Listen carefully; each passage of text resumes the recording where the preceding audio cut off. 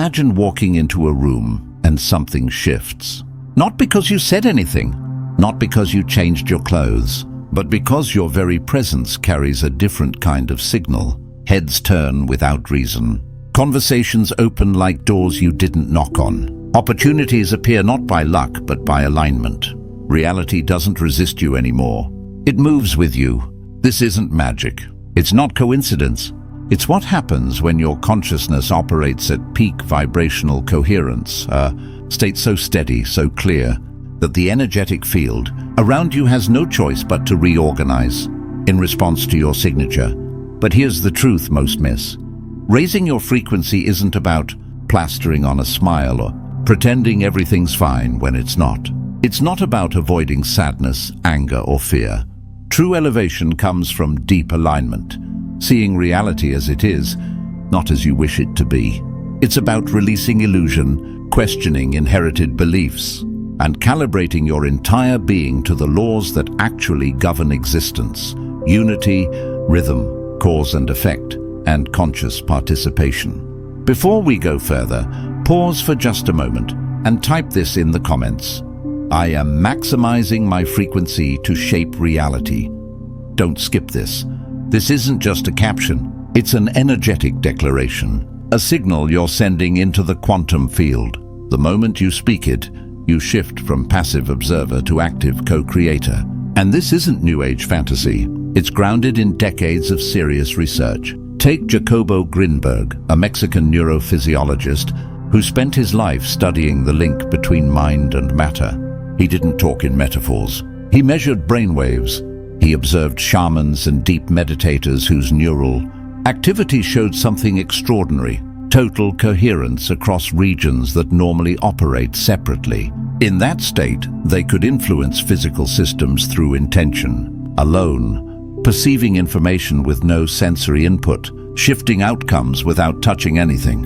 Grinberg called this the synergetic theory, the idea that consciousness isn't just in the universe. It is the fabric through which the universe expresses itself.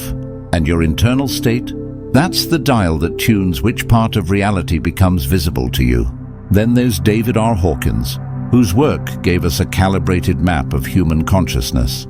He didn't speculate, he tested. Using kinesiology, he measured the energetic strength of emotions, ideas, and even historical figures.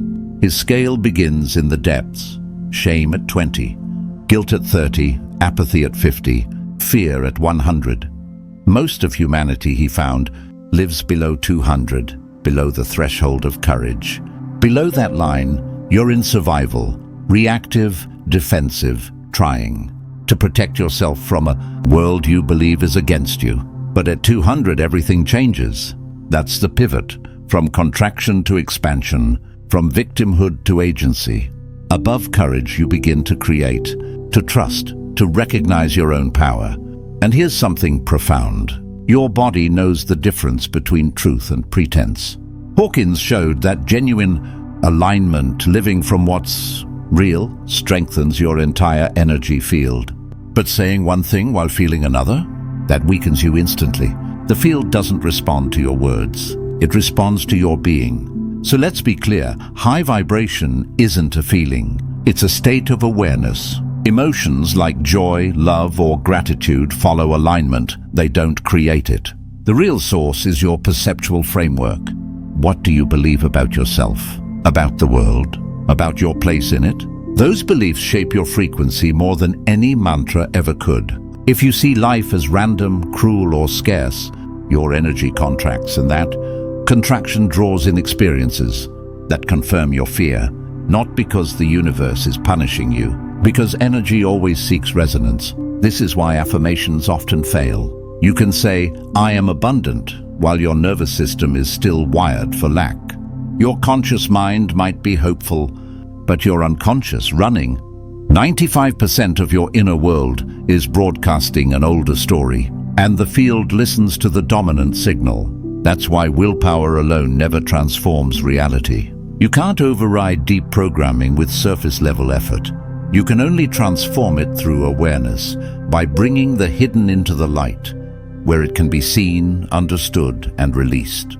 Think of your consciousness like a finely tuned instrument. If it's bent by old wounds, shame or fear, every note it plays will be distorted. But when you heal the instrument, when you begin to see life as intelligent, interconnected, and inherently supportive, your frequency rises not by force, but by truth. It becomes effortless, natural, real. And that brings us to the heart of the work, your relationship with emotion. True vibrational elevation doesn't come from avoiding pain, it comes from meeting it with presence. When you suppress grief, anger, or fear, those energies don't disappear. They go underground. They hide in your shadow, quietly shaping your reality from beneath awareness. And that's how you end up manifesting the very things you're trying to escape. Real alignment isn't forced positivity. It's the courage to let every emotion arise, without judgment, without resistance, and allow it to move through you like a wave. This isn't wallowing, it's wisdom, because every dense emotion is carrying a message, a boundary that was crossed, a belief that's outdated, a part of you that's been ignored. When you welcome it, not as an enemy, but as a messenger, you unlock the energy it was holding captive. Modern wellness culture has turned good vibes only into a prison. But the universe doesn't run on constant joy. It runs on cycles, expansion and contraction, light and shadow, day and night. When you resist the natural rhythm, you create tension, and that tension, more than the emotion itself, is what lowers your frequency. Maximum coherence comes when you can remain centered, even in discomfort. When you ask, "What is this feeling revealing about my story?" you step out of victimhood and into observation. And the observer? That's where true power lives. You are not your anger. You are the space in which anger arises, expresses, and dissolves. And that shift, I feel sadness instead of I am sad, changes everything. This path leads straight through the shadow. Every time someone triggers you, pay attention. That irritation is a mirror. If arrogance pushes your buttons, look for the pride you've never owned. If neediness annoys you, explore where you deny your own longing. The world isn't random. It's reflecting your inner state back to you. Use it as your greatest teacher. Everything is energy, but it moves differently depending on its frequency. Low-frequency energy feels heavy, stuck thoughts, chronic tension, emotional numbness, or sudden outbursts. High-frequency energy flows, light, inspired, expansive, resilient. You can learn to sense this in your own body. Close your eyes right now. Notice where energy moves freely and where it feels blocked. Warmth, cold, tightness, tingling. This sensitivity is your birthright. And with practice, you can move energy consciously through breath, awareness, and intention. But here's a truth many overlook. Your frequency isn't just personal, it's relational. When you focus only on your own growth, your vibration eventually plateaus. But when you shift from what can I get to what can I give, something profound awakens.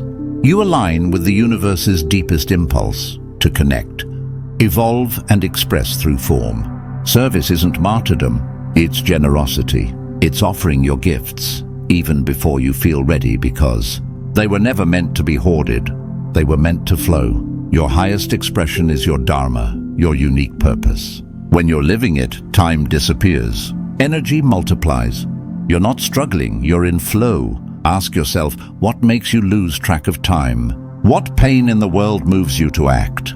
What would you do even if no one praised you for it? The answers point toward your soul's calling. 2 practices accelerate this journey more than almost anything. Gratitude and conscious intention. Not the surface kind, but deep, embodied gratitude. HeartMath Institute research shows that when you genuinely feel appreciation, your heart generates a coherent electromagnetic field that synchronizes your entire biology and radiates into your environment. Try it. Place a hand on your heart, breathe slowly, and feel real thankfulness for your breath, for sunlight, for a moment of quiet. Stay there for just 3 minutes. You'll feel the shift. And intention, it's not wishing, it's knowing. Most intentions fail because they're mixed with doubt or desperation. True manifestation lives in the paradox: desire deeply, yet release completely. Visualize your desired reality in vivid sensory detail. Feel the joy of it as if it's already true. Then let go. Trust that if it's aligned, it will unfold in perfect timing. Do this consistently, and you rewire your nervous system to match the frequency of your vision. Never forget, your body is your consciousness made dense. You can't sustain high vibration on chronic stress, processed food, and sleepless nights. Inflammation creates static in your cells. Cortisol blocks coherence. Clean water, rest, movement, they're not optional. They're sacred acts of alignment. And movement, especially mindful movement, releases trauma stored in your fascia, clearing channels for higher frequencies to anchor. Your environment matters too. Clutter, noise, toxic relationships, they drain your field. Create spaces that reflect your highest state.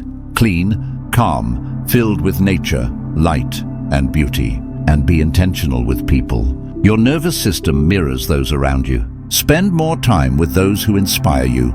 Limit exposure to chronic negativity.